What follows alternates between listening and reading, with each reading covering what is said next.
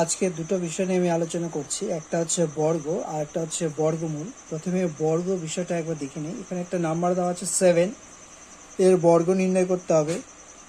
অর্থাৎ যে নাম্বারটি এখানে দেওয়া আছে 7, এই নাম্বারটিকে সেম নাম্বার দিয়ে অর্থাৎ 7 দিয়েই যদি আমরা মাল্টিপ্লাই করি তাহলে যে রেজাল্ট আমরা পাবো 7 গুণ 7 49।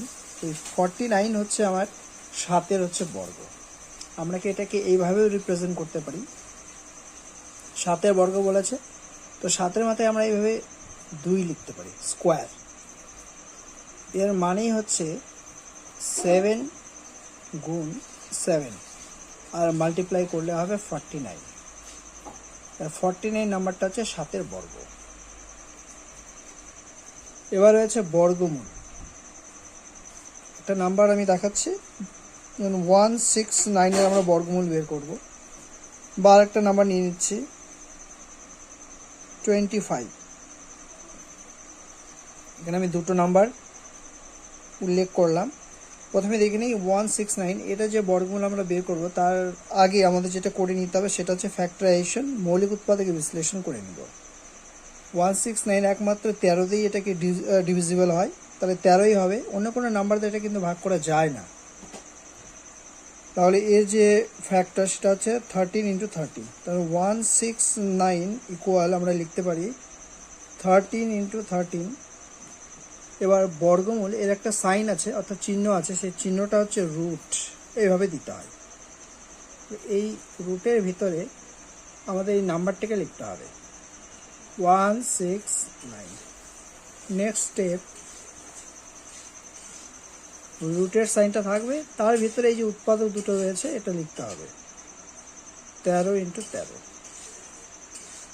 নেক্সট রুটের চিহ্নটা থাকবে। এবার 13 এখানে দুটো রয়েছে, তার মানে জোড়া আছে, তো 13কে আমরা এইভাবে লিখতে পারি 13-র মাথায় 2। এই যে চিহ্ন রয়েছে রুট, এর একটা ভ্যালু আছে, ভ্যালু আছে হাফ। এই ভ্যালু দিয়ে আমরা এবার এর মান বের করব।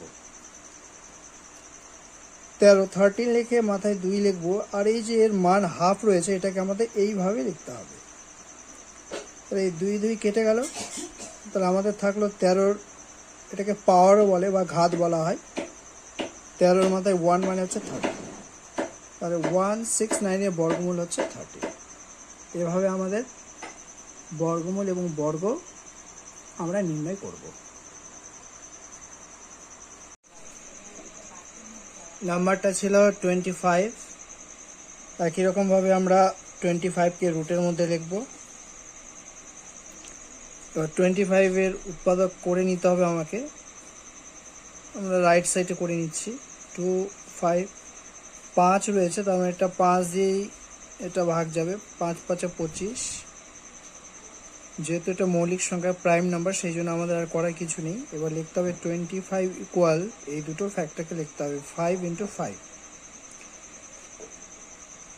এরপরে যে কাজটা আছে, চিহ্নটি দিয়ে 25-এর জায়গায় এই দুটো উৎপাদককে লিখতে হবে 5 × 5।